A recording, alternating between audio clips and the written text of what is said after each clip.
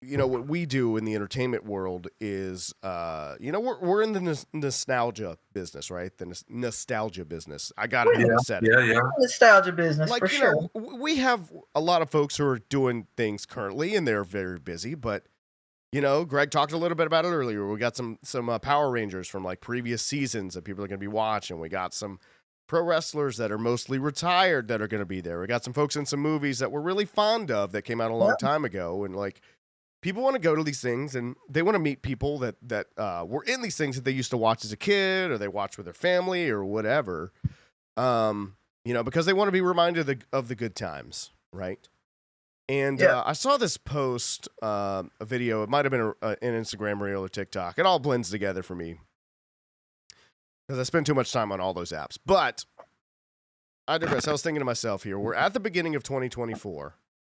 And I wanted to look at some media, some pop culture that was released in 2004 that's going to be turning 20 years old this year. And I wanted to get y'all's reaction to some of these things that will be turning 20 this year.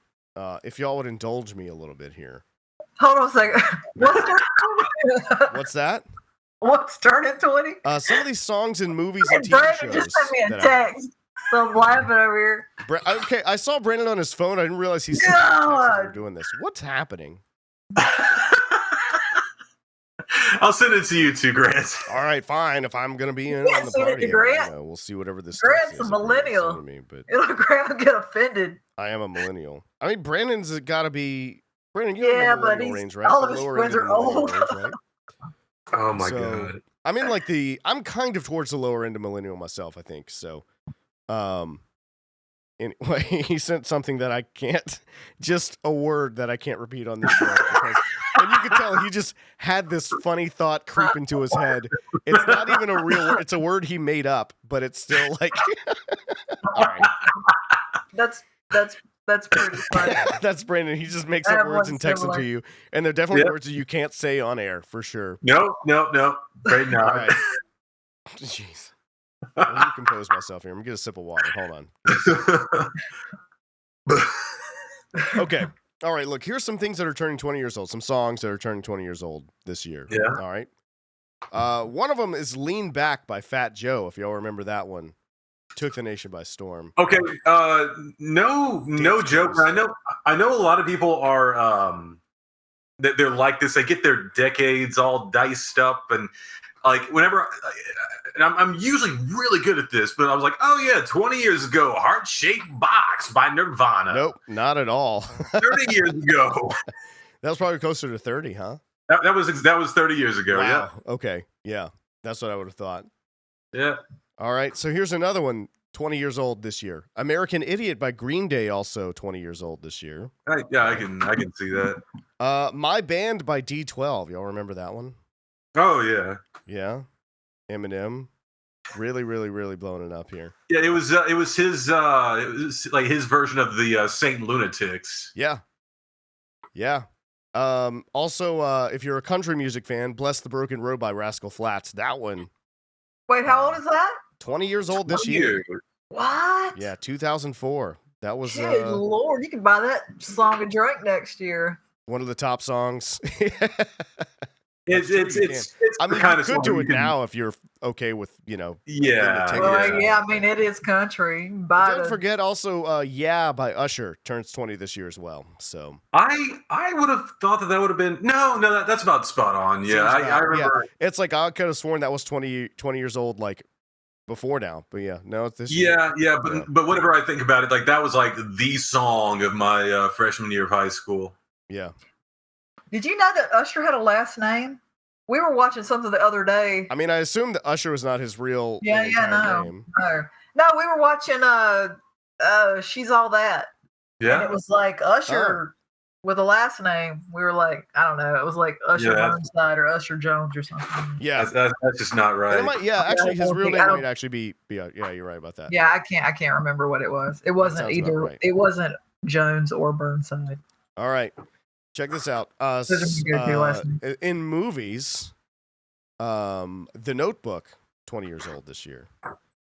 So that's going to be upsetting to some folks here. Also, remember that popular rendition of Phantom of the Opera? That one's 20. Yeah. So, Troy What- came up a few times, and Road Trip was, we're talking about Road Trip. Euro Trip was actually 20 years ago this year as well. I love both of those movies. You know what? I love Euro Trip a little bit more. Oh yeah, And I feel like I've been saying like I love these sorts of films, and I haven't been like qualifying them. Like, don't get me wrong. There are things that happen in that movie that if someone's like, hey, I don't want to watch that movie, that thing happens in that movie, I would say, okay, I understand. However, I still like those movies. yeah, no. I mean, there's you got to realize, like with comedy movies, especially like when they were made, when they came out in a certain place in time, that was the place in time that they came out. You know what I mean? Yeah. So there's also a movie with a couple folks that we've worked with a couple times now, Hellboy. Doug Jones, Ron Perlman. That's a 20-year-old movie this year. Yeah. Really? Yeah. Well, look, here's the thing. Yeah. My daughter's 15. Yeah. She's 15. Like, you remember when I mean, you were there the day she was born, I was right? there the day she was born. You were there.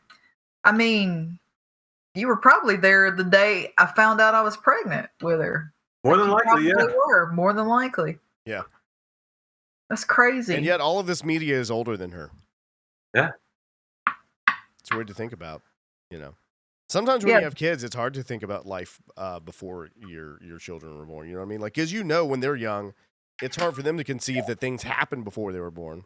Yeah. And then sometimes it's hard for you to like remember what it was like. For instance, also turning 20 this year, both Dodgeball and Anchorman are turning 20 this year. Yeah. I can see that. Yeah. Did y'all ever see Secret Windows? Another one too. That's oh yeah, the Johnny Depp one with John Turturro. Yeah. Oh, I did see that. Yeah. Ethan Suplee, we've worked with before. He was in The Butterfly Effect. He sure was. Yeah, he was the roommate. This year. Saw is 20 years old this year as well. Oh, that's crazy. As well as The Machinist. Man, I love The Machinist. Yeah. Hey, and look. in the not so great column, Garfield the movie. This year. And I want to say this too, because it seems like a lot of people do like this movie. Again, another one turning 20 this year that I don't care for. The Polar Express does not do anything for me. Do people like that? I don't know, man.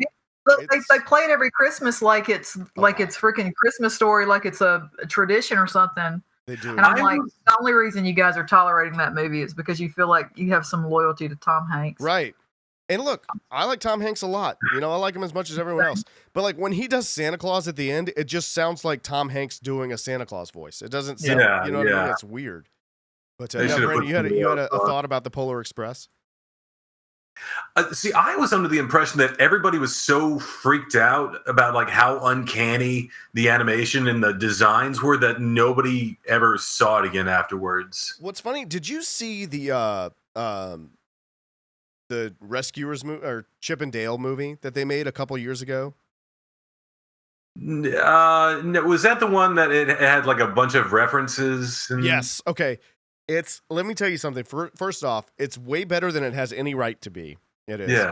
But they even address it, and they're like, "Oh, we have to go to the Uncanny Valley for that." Yeah. They're like, "What's the Uncanny Valley?" And he's like, "Remember the early 2000s when they tried to make all that CGI that looked real, but it didn't look real?" And so, and they were like, pointing that out. So anyway, that was like a thing that they actually bring up in that movie. The Rescue Ranger movie. It needs to be addressed. Yeah, for sure. So I actually do recommend that movie. It's really funny. It's a lot of fun for a good watch. And there's just references on top of references there. Mm-hmm. So, but in the TV column, you may not be surprised about this one. Lost debuted.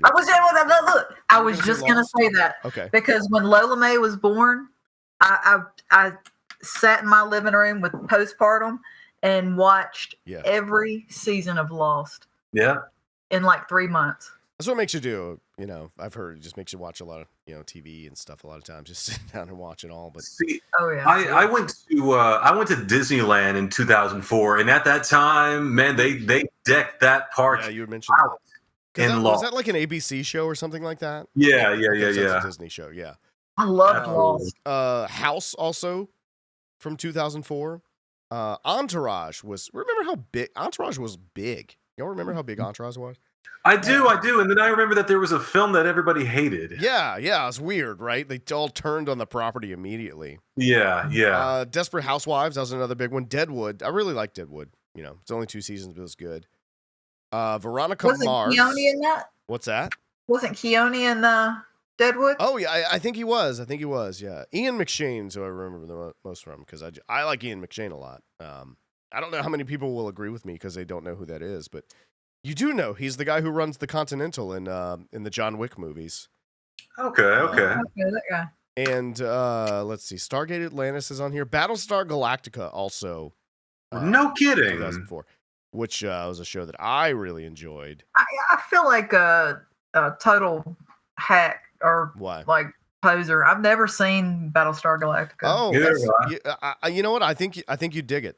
I think you'd like it. Do you think so? I don't really like sci-fi. It's. I mean, I like some sci-fi, but it gets real philosophical, like real fast. And it's I don't know. You do get pulled in. I think it's good. That's the sort of sci-fi I like. Let me retract something. Okay. I like Doctor Who. Yeah. Okay. That's sci-fi. I mean, Battlestar Galactica is very different from Doctor Who.